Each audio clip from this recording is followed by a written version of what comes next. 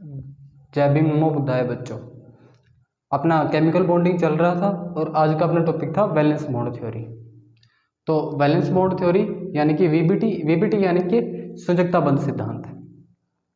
यह सिद्धांत क्यों दिया गया, इसका कारण यह है कि यह हमें कोवैलेंट बॉन्ड के निर्माण को समझाता है, सहसंयोजक बंध के निर्माण को समझाता है। इससे पहले अपन ये बात करते थे कि सहसंयोजक बंध इलेक्ट्रॉन्स के समान साझेदारी के कारण बनता है, पर अपन को ये नहीं समझ में आ रहा था कि ये शेयरिंग हो कैसे रही है, ये साझेदारी कैसे हो रही है।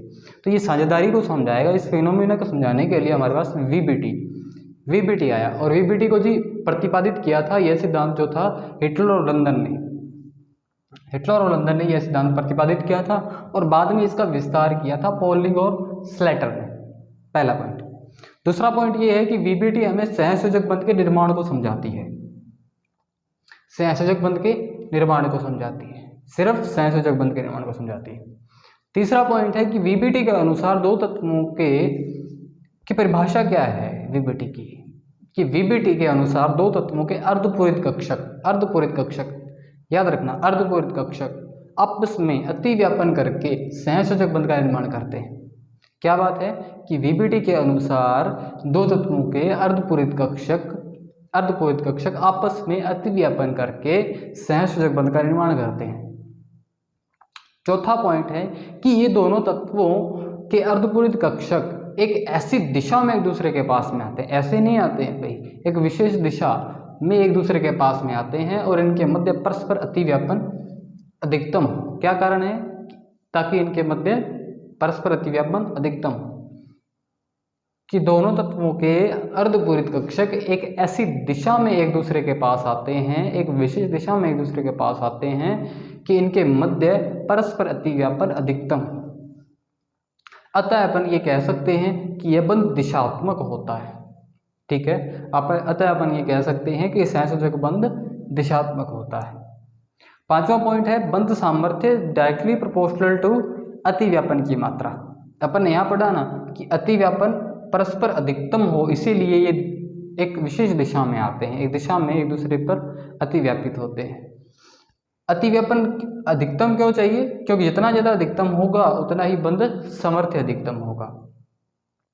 तो ऐसे ही अपन देख सकते हैं कि ये दो कक्षक है जो ओवरलैपिंग कर रहे हैं, तो इसमें ओवरलैपिंग कम हुई है और इसमें ओवरलैपिंग ज़्यादा हुई है। मतलब जिसमें ज़्यादा ओवरलैपिंग है उसका बंध सामर्थ्य भी अपने आप ज़्यादा होगा।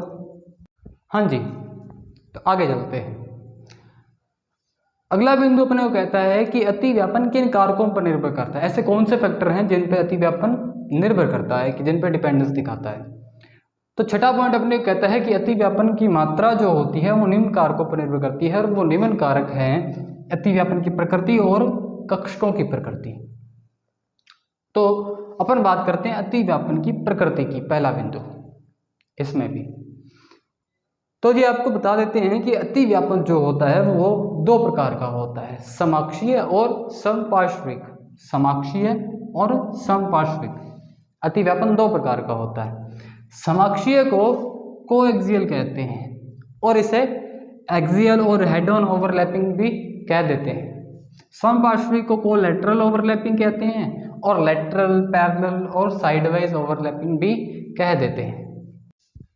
ओके बच्चों, तो ओवरलैपिंग को अपन आगे समझने से पहले अपन देख लेते हैं कि ऑर्बिटल्स की शेप कैसी होती है। कुछ बच्चों को डाउट है जो नए हैं, ठीक है, 11th वाले हो गए, तो उन लोगों को लिए बता देता हूँ कि बच्चों पहले तो ये समझो कि जैसे ग्राफ होता है तो उसमें अपन एक्सिस कुछ इस तरीके से बनाते हैं कि एक्स एक्सिस और ये होता है एक्स एक्सिस और ये हो गया वाई एक्सिस। ठीक है, अगर आपको -x और -y बनाना है तो अपन कुछ इस तरीके से बना देते हैं, कह देते हैं कि ये -x है और ये -y।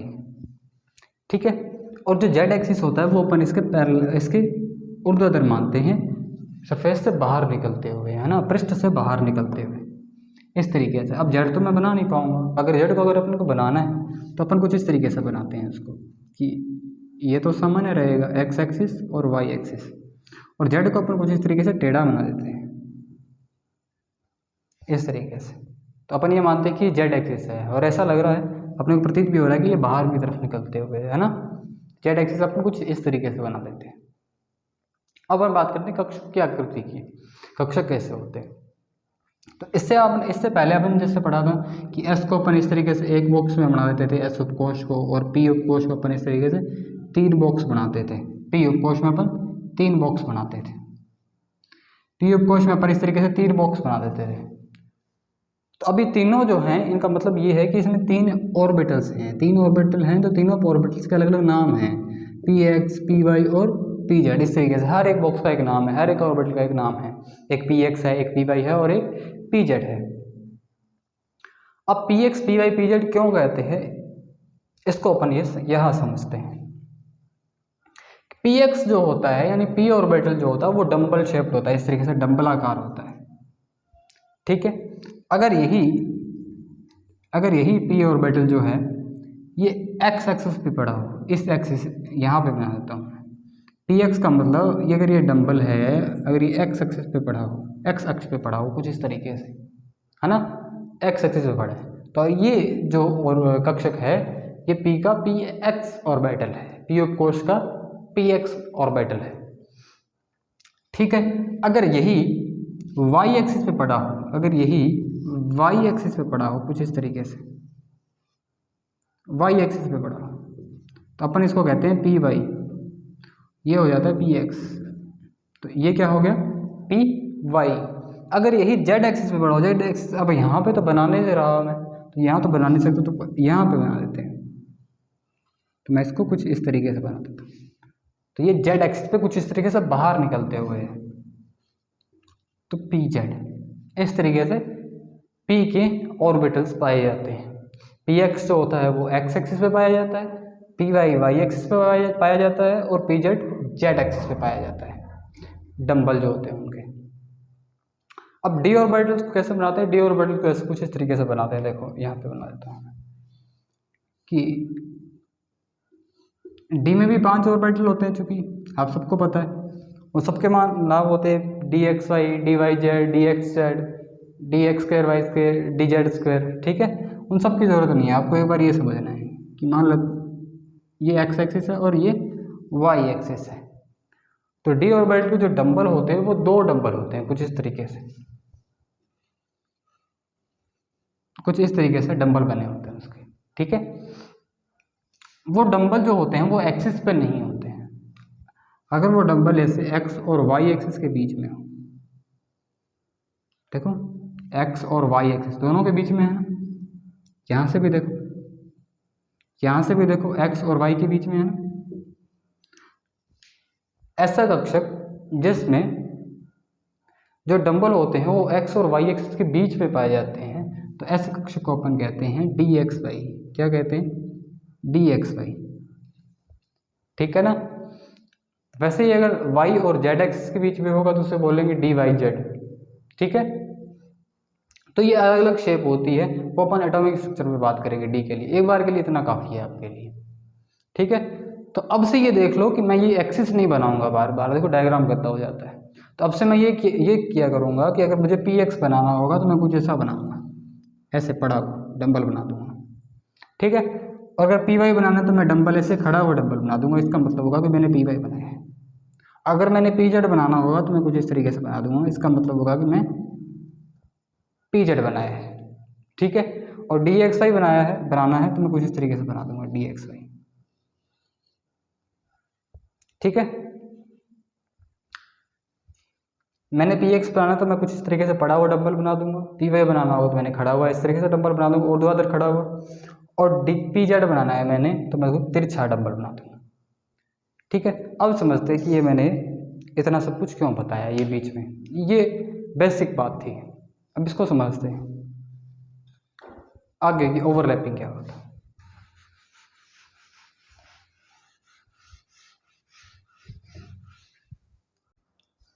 अब अपन आगे बात करते हैं कि समाक्षीय और समपार्श्विक अतिव्यापन में अंतर क्या होता है, इन दोनों के बीच में डिफरेंस क्या होता है। तो जी समाक्षीय अतिव्यापन उस अतिव्यापन को कहते हैं जब अतिव्यापन अंतरनाभिकीय अक्ष के ऊपर हो, और समपार्श्विक अतिव्यापन का मतलब ये होता है कि जब अतिव्यापन अंतरनाभिकीय अक्ष इंटरन्यूक्लियर एक्सिस के ऊपर ना होकर के उसके आसपास हो, उससे दूर हो, अंतरनाभिकीय एक्सिस से दूर हो, तो ऐसे ओवरलैपिंग को समपार्श्विक ओवरलैपिंग कहते हैं। अब देखते हैं कि ऐसा होता है, समझते हैं अपन इस बात को कि मान लो कि ये दो कक्षक पड़े हैं, ये कोई दो पी ऑर्बिटल्स पड़े हैं। क्योंकि ये मैंने हॉरिजॉन्टल पढ़ा है, ये क्षैतिज रूप से पढ़ा है इस तरीके से डंबल है जो, तो अपन मानेंगे कि ये पी एक्स ऑर्बिटल है, पी एक्स ऑर्बिटल है। अगर एक और बड़ा हो ऐसे ही पी एक्स ऑर्बिटल, तो अपन बोलेंगे कि ये भी क्या है, पी एक्स ऑर्बिटल है। एक और पी एक्स ऑर्बिटल बना दिया है अपने, ठीक है। तो अब इन दोनों पी एक्स ऑर्बिटल, दोनों पी एक्स ऑर्बिटल के नाभिक को, ये दोनों पी एक्स के, ये पी एक्स है ऑर्बिटल है और इसका नाभिक ये रहा, और इस पी एक्स का नाभिक ये रहा। तो इन दोनों नाभिकों को जो जोड़ने वाली लाइन होती है, रेखा होती है, उसे कहते हैं इंटर न्यूक्लियर एक्सिस, यानी कि दो नाभिकों को जोड़ने वाली रेखा को इंटर न्यूक्लियर एक्सिस बोलते हैं, INA। और ये है एक्स अक्ष, है ना, एक्स अक्ष पे पड़ी है ना ये, तो इसे अपन बोलेंगे अंतरनाभिकीय एक्स। और कौन से है, एक्स है यहाँ पे, एक्स अक्ष। px और px इन दोनों ऑर्बिटल के लिए एक्स अक्ष अंतरनाभिकीय अक्ष के रूप में काम कर रहा है, और ये एक्स अक्ष के अंदर पे एक दूसरे के पास पास आएंगे या ओवरलैपिंग करेंगे, कुछ इस तरीके से। अभी देखते हैं, तो ये बना देता हूं मैं अंतरनाभिकीय एक्स, इंटरन्यूक्लियर एक्सिस बना दी है। और ये जब दोनों ओवरलैपिंग करेंगे तो कुछ इस तरीके से ओवरलैप हो जाएंगे, दोनों कक्षा कुछ इस तरीके से ओवरलैप हो जाएंगे,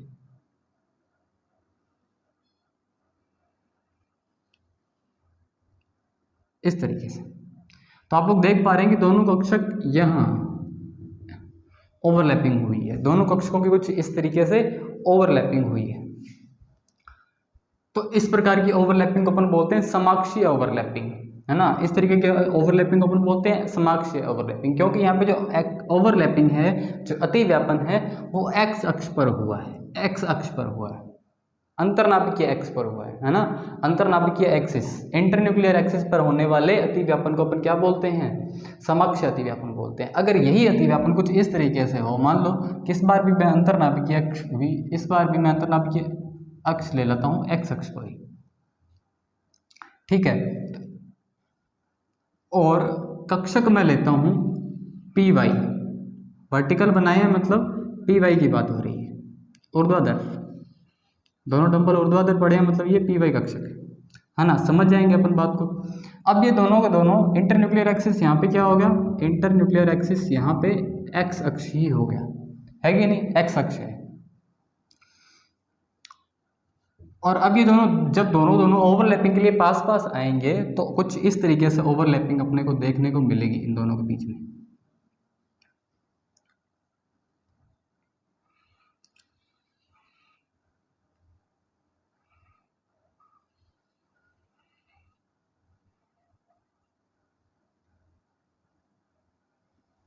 है ना। तो आप लोग देख सकते हैं कि यहाँ पे अंतरनाभिकीय अक्ष पर ओवरलैपिंग नहीं हुई है, बल्कि इससे अंतरनाभिकीय अक्ष से दूर, अंतरनाभिकीय अक्ष से दूर यहाँ ओवरलैपिंग हुई है, ठीक है ना। और यहाँ होने वाली ओवरलैपिंग आप लोग देख सकते हैं कि ओवरलैपिंग कम हुई है, और यहाँ पे ओवरलैपिंग ज़्यादा हुई है। तो जहाँ ज़्यादा ओवरलैपिंग होगी वहाँ पे बंध सामर्थ्य भी ज़्यादा होता है। अपन ने पढ़ा ना, पांचवा पॉइंट था ना अपना, कि ओवरलैपिंग की मात्रा डायरेक्टली प्रोपोर्शनल टू बंध सामर्थ्य के सीधे समानुपाती होती है। तो इस तरीके का जो बंध होगा वो मजबूत बंध होगा, और ऐसे ओवरलैपिंग को अपन बोलते हैं, इस ओवरलैपिंग से बनने वाले बंध को अपन बोलते हैं सिग्मा बंध, और समपार्श्विक ओवरलैपिंग से बनने वाले बंध को अपन बोलते हैं पाई बंध, पाई बंध। ओके बच्चों, समझ में आया ना आपको। चलो फिर आगे इन दोनों को अंतर अपन लिखते हैं बारी बारी से पॉइंट्स, ठीक है बच्चों। मैंने यहाँ पे ये नोट कर दिया दोनों के अंतरों को, ठीक है, समाक्षीय और समपार्श्विक के अंतरों को, दोनों को मैंने यहाँ पे नोट कर दिया है। तो पहला बिंदु देखते हैं समाक्षीय के अंदर। समाक्षीय में पहला बिंदु कहता है कि इस प्रकार का अतिव्यापन जो होता है वो अंतरनाभिकीय अक्ष पर होता है, जैसा कि आपने देखा भी था कि ये दोनों अक्ष पर आए थे, पी एक्स ऑर्बिटल, और इन दोनों का एक्स अक्ष पर ही इन दोनों का अतिव्यापन हो गया था। एक्स जो कि एक इंटरन्यूक्लियर एक्सिस है, अंतरनाभिकीय अक्ष है, ठीक है। और दूसरा बिंदु क्या है कि अतिव्यापन की मात्रा ज़्यादा होती है। जहाँ पे अतिव्यापन जो होता है वो ज़्यादा मात्रा में होता है, ठीक है। चूंकि ज़्यादा मात्रा में अतिव्यापन होता है तो बंध प्रबल होते हैं, बंध स्ट्रॉन्ग होते हैं, बंध सामर्थ्य बढ़ जाता है। तो ये क्या बोल रहा है कि अतिव्यापन की मात्रा ज़्यादा होती है, इसीलिए बंध प्रबल होते हैं, ठीक है। और इसके अंदर बात करें तो इस प्रकार का जो अतिव्यापन है, समपार्श्विक जो अतिव्यापन होता है वो अंतरनाभिकीय एक्स INA से दूर होता है। देखो INA से दूर हो रहा है ना। और इस प्रकार का अतिव्यापन जो होता है इसमें अतिव्यापन की मात्रा भी कम होती है। यहाँ पे अतिव्यापन की मात्रा कम है, देखो इसकी तुलना में बहुत कम है यहाँ पे अतिव्यापन की मात्रा, और वहाँ पर अतिव्यापन की मात्रा ज़्यादा थी, ज़्यादा अतिव्यापन हो रहा था, और यहाँ पे बहुत ही कम अतिव्यापन हो रहा है, यहाँ पे देख सकते हैं आप, ठीक है। और इसीलिए अतिव्यापन की मात्रा कम है तो मतलब बंध दुर्बल बनते हैं, वीक बॉन्ड बनते हैं, वीक बॉन्ड बनते हैं, ठीक है। अब समाक्षीय में तीसरा बिंदु समझते हैं कि समाक्षीय अतिव्यापन से सिग्मा बंध बनता है। चूंकि बंध मजबूत है तो इस प्रकार के बंध को अपन बोलते हैं समाक्षीय अतिव्यापन में जो ओवरलैपिंग के कारण जो बंध बनता है उससे अपन सिग्मा बंध कहते हैं। और समपार्श्विक या लेटरल ओवरलैपिंग के अंदर जो बंध बनता है उसे अपन पाई बंध कहते हैं, ठीक है। लेटरल ओवरलैपिंग या समपार्श्विक ओवरलैपिंग या अतिव्यापन से जो बंध बनता है उसे पाई बंध कहते हैं। और यहाँ पे बात करें तो दो तत्वों के मध्य पहला बंध जो होता है, ठीक है ना भाई, दो तत्वों के बीच में पहला बंध जो होता है वो सिग्मा बंध होता है। क्या होता है? सिग्मा बंध होता है। और उस सिग्मा बंध को छोड़ के जो पहला बंध है ना वो तो सिग्मा होगा ही, उसके अलावा जितने भी बंध होंगे वो सारे के सारे पाई बंध होगी। जैसे कि आपने देखा होगा कि ये मान लो इस तरीके से, ये कार्बन और कार्बन के बीच में जो पहला बंध है, मान लो ये वाला पहला बंध है, तो ये जो पहला बंध होगा ये सिग्मा होगा। अन्य दोनों के दोनों बंध पाई और पाई, दोनों बंध पाई पाई होंगे, ठीक है ना बच्चे। तो इसमें आपसे पूछा जाए कितने सिग्मा और कितना पाई बंध हैं, तो इसके अंदर सिग्मा बंध 1 है और पाई बंध जो है वो 2 है, ठीक है। तो इस तरीके से आपको समझ में आ गया होगा कि समाक्षीय अतिव्यापन और समपार्श्विक अतिव्यापन में क्या अंतर होता है। तो ये सारे के सारे पॉइंट्स आप स्क्रीनशॉट ले सकते हैं या नोट कर सकते हैं, तो जल्दी कीजिए फिर आगे बढ़ते हैं।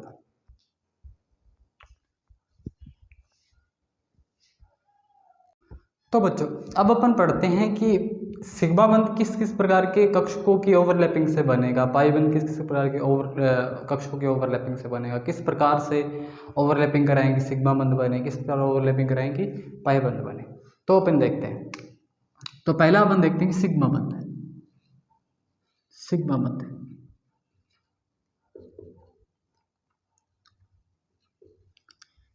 तो सिग्मा बंध जो है वो S और S कक्षक के बीच में अगर ओवरलैपिंग करवाएंगे तो सिग्मा बंध बनेगा।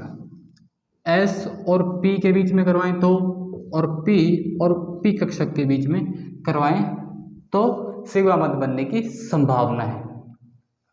तो अपन पहला केस लेके देखते हैं S और S ओवरलैपिंग का।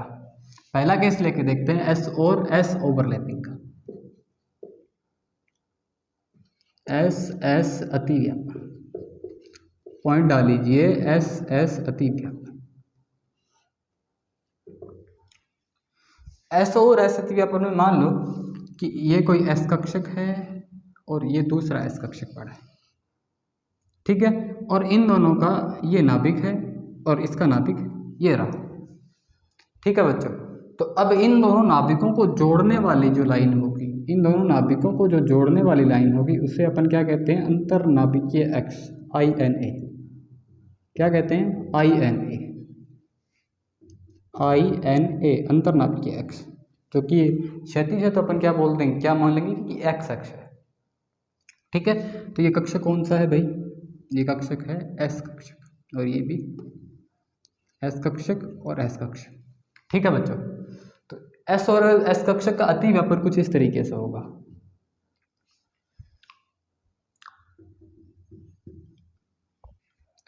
अब ये दोनों x एक्सिस में एक दूसरे के पास आएंगे और S और S कक्षक एक दूसरे के पास आएंगे, तो कुछ इस तरीके से इन दोनों के बीच में ओवरलैपिंग हो जाएगी। कुछ इस तरीके से इन दोनों के बीच में ओवरलैपिंग हो जाएगी। तो देख सकते हैं आप लोग यहाँ पे ओवरलैपिंग हो गई। तो इस प्रकार की ओवरलैपिंग को बोलते हैं एस एस ओवरलैपिंग। कि सिग्मा बंध किस किस प्रकार की ओवरलैपिंग में बन सकता है? तो पहला है एस एस ओवरलैपिंग में, एस एस ओवरलैपिंग में। और एस एस ओवरलैपिंग में समाक्षीय है ना, ये अक्ष पर ओवरलैपिंग हो रही है, तो इस प्रकार का बॉन्ड बनेगा यहाँ पे सिग्मा बॉन्ड।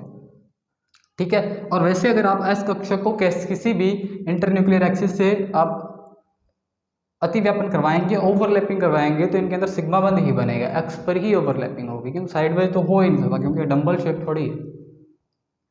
पी के अंदर अलग बात है।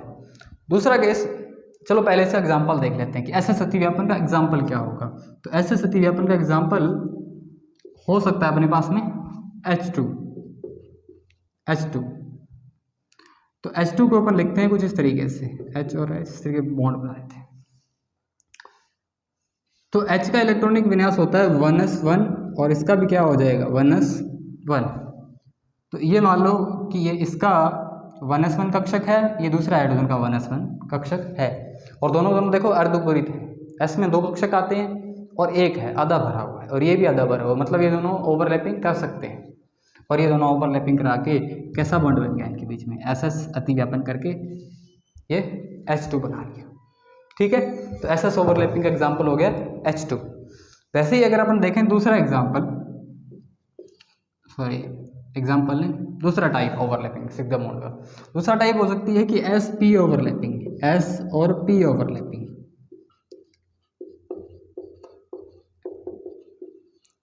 एस पी अतिव्यापन, एस पी अतिव्यापन क्या होगा कि मान लो कि ये एस कक्षक है, जो कि एस कक्षक एक्स अक्ष पर पड़ा है, ये देखो, और दूसरा पी कक्षक भी है जो एक्स अक्ष पे पड़ा है। क्योंकि मैंने पी एक्स जो है वो कुछ क्षैतिज रूप से पड़ा हुआ डंबल बनाया, तो मतलब ये पी एक्स है ना, मान लेंगे अपन। ठीक है जी। तो इनके बीच में इंटर न्यूक्लियर एक्सिस जो है वो कौन सी हो गई, एक्स। अब ये एक्स अक्ष में एक दूसरे के पास आ रहे हैं, एस कक्षक और पी एक्स कक्षक, ये दोनों जब पास आएंगे तो कुछ इस तरीके से अपने को ओवरलैपिंग यहाँ पे देखने को मिलेगी।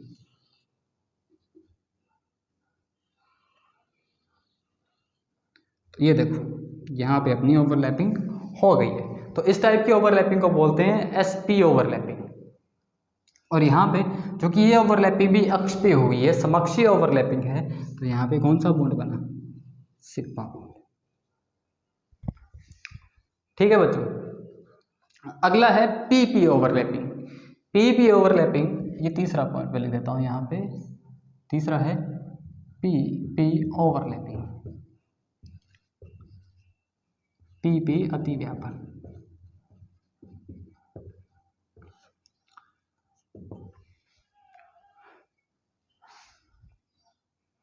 मान लो कि ये पी एक्स कक्षक पड़ा है और दूसरा भी पी एक्स कक्षक यहाँ पर है, दोनों का इंटरन्यूक्लियर एक्सिस एक्स है, ये लो जी, ये पी एक्स कक्षक और ये पी एक्स कक्षक, दोनों एक्स अक्ष पर बढ़े, और दोनों जब ओवरलैपिंग के लिए पास आएंगे कुछ इस तरीके से, दोनों जब ओवरलैपिंग के लिए पास आएंगे तो इनके बीच में ओवरलैपिंग कुछ इस तरीके से हो जाएगी। देखते हैं, ये देखिए यहाँ पे ओवरलैपिंग, तो इस ओवरलैपिंग चूंकि अक्ष पे हुई है तो इस तरीके का बंध वो क्या बनेगा, सिग्मा बंध। ठीक है। तो अपन ने ये तीनों के तीनों ओवरलैपिंग पढ़ ली है। सॉरी मैंने इसका एग्जांपल नहीं लिखा है। एसपी ओवरलैपिंग एग्जांपल हो गया एचएफ, इसका एग्जांपल लिख लेते हैं। एसपी ओवरलैपिंग का एग्जांपल हो गया एचएफ और HCl, इसका एग्जांपल हो सकता है।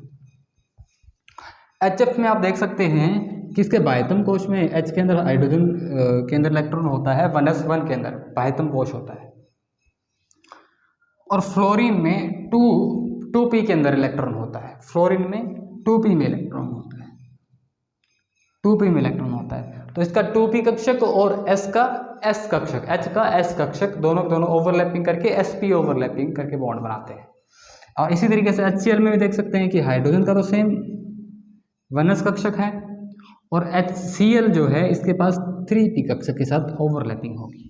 हाइड्रोजन के 1s कक्षक की क्लोरीन के 3p कक्षक के साथ में ओवरलैपिंग होगी और इस तरीके से सिग्मा बॉन्ड बनाएंगे ये, है ना, ठीक है ना। तो इसी तरीके से अपन पढ़ते हैं कि पीपी ओवरलैपिंग। पीपी ओवरलैपिंग क्या होगी कि इस प्रकार की ओवरलैपिंग में पीएक्स जो है कक्षक वो एस कक्षक से ही अगर ओवरलैप करें तो सिग्मा बंध बनेगा। तो इसका एग्जांपल हो जाएगा अपने पास F2। इसका एग्जांपल पीपी ओवरलैपिंग एग्जांपल लिखवा रहा हूँ, तो इसका एग्जांपल हो जाएगा F2। F2 मतलब F और F, ठीक है जी। अब इसमें देखिए कि फ्लोरीन जो है, फ्लोरीन इसका भी 2p कक्षक और इस फ्लोरीन का भी 2p कक्षक, दोनों आपस में ओवरलैपिंग करेंगे। ये जो है ये इस फ्लोरीन का p कक्षक है और इस फ्लोरीन का ये p कक्षक है और ये दोनों आपस में ओवरलैपिंग कर रहे हैं और इस तरीके से सिग्मा बॉन्ड बना लेंगे और ये कंपाउंड बन जाता है F2, ठीक है। तो ये होगा एग्जांपल। चलिए नोट कीजिए, फिर अपन आगे लिखते हैं पाई बॉन्ड के लिए।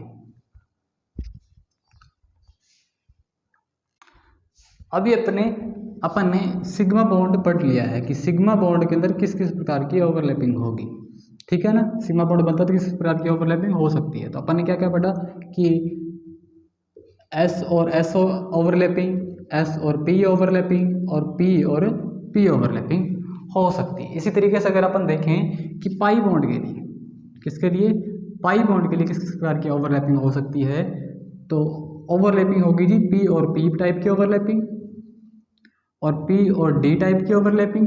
अगर D और D टाइप की अगर ओवरलैपिंग हो तो पाई बॉन्ड बनता है। देखते हैं कैसे।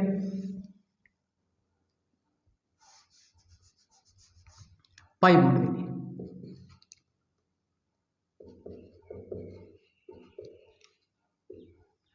P और P टाइप की ओवरलैपिंग जब पाई बॉन्ड बनता है,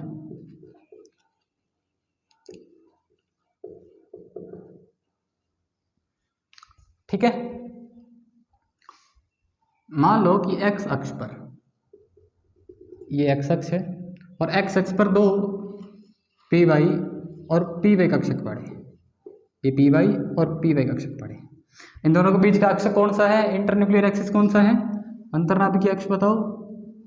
हाँ जी, अंतर्नाभिकीय अक्ष हो गया x। इन दोनों के नाभिकों को जोड़ने वाला अक्ष, अंतर्नाभिकीय अक्ष कौन सा है, x है, x। तो अब ये x अक्ष में एक दूसरे के पास पास आएंगे, x अक्ष में एक दूसरे के पास पास आएंगे कुछ इस तरीके से। मान लो कि ये x अक्ष है तो x अक्ष में ये एक दूसरे के पास पास आएंगे तो कुछ इस तरीके से ओवरलैपिंग होगी इनके अंदर, ऊपर और नीचे कुछ इस तरीके से ओवरलैपिंग इनमें देखने को मिलेगी। तो देखिए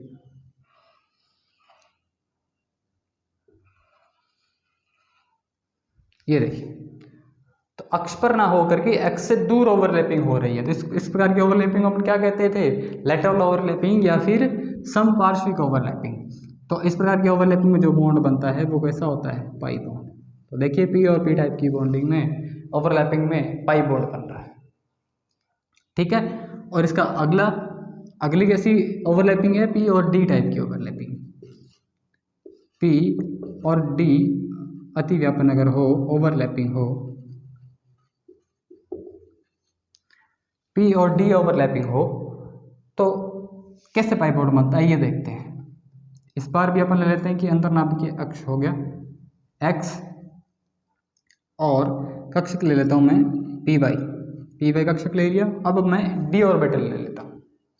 क्या ले लेता हूं, d ऑर्बिटल। तो d ऑर्बिटल मैंने आपको बना के बताया था कि अगर मान लो ये x अक्ष है और ये y अक्ष है और d ऑर्बिटल जो कि आपको पता है कि डबल डंबल शेप्ड होता है। तो इसमें दो डंबल बनते हैं, एक तो इस तरीके से और दूसरा इस तरीके से। अगर ये डंबल x और y एक्स के, मान लो कोई एक डंबल है x और y एक्सिस के बीच में है, दोनों के बीच में है, तो इस प्रकार के कक्षक तो d कक्षक हो जाता है dxy टाइप का।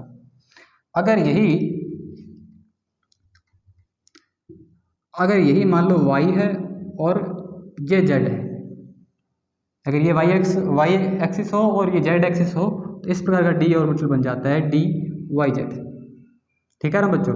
अगर ये एक्स एक्सिस हो और ये जेड एक्सिस हो तो इस प्रकार का ऑर्बिटल बन जाएगा डी वाई जेड, क्योंकि यहाँ पे जो लोब है, जो डंबल की जो लोब है वो एक्स और जेड के बीच में आ रही है, तो इसके ऊपर बोल देंगे डी एक्स जेड। ठीक है। बाकी दो टाइप है वो अपन एटॉमिक स्ट्रक्चर में पढ़ेंगे। अभी के लिए देखते हैं कि मान लो कि डी एक्स वाई कक्षक लेता हूँ, डी एक्स वाई कक्षक लेता हूँ, तो ये लो डी एक्स वाई कक्षक, ये है एक्स कक्षक और ये है सॉरी ये एक्स अक्ष और ये वाई अक्ष, तो ये है डी एक्स वाई। डी का कौन सा कक्षक है ये, डी का कौन सा कक्षक है, d x y. D x y अगर एक्स एक्सिस से एक दूसरे के पास पास आएंगे, अगर ये दोनों एक दूसरे के पास पास आएंगे कुछ इस तरीके से, तो इन दोनों के बीच में अपने को ओवरलैपिंग देखने को मिलेगी कुछ इस तरीके की। इन दोनों के बीच में कुछ इस तरीके से अपन ओवरलैपिंग करवाएंगे।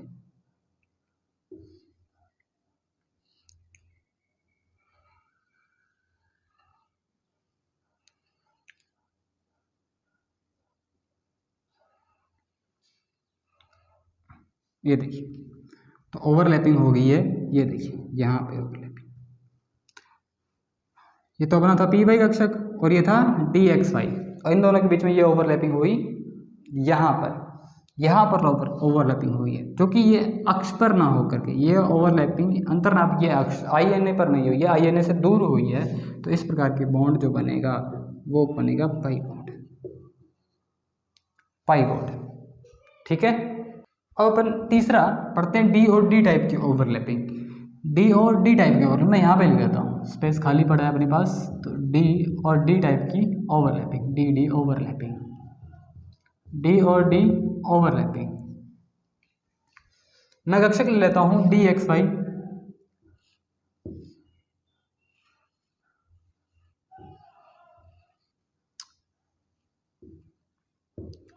ये डी एक्स वाई, दूसरा भी डी एक्स वाई ले लेते हैं,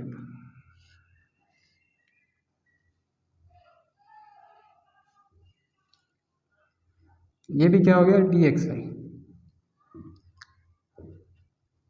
ठीक है। दोनों डी एक्स वाई कक्षक लिए और ये दोनों के दोनों एक्स एक्सिस से एक दूसरे के पास में आ रहे हैं, ओवरलैपिंग कर रहे हैं। तो जब ये एक्स एक्सिस से एक दूसरे के पास आएंगे तो ये ओवरलैपिंग अपने कुछ ऐसी देखने को मिलेगी।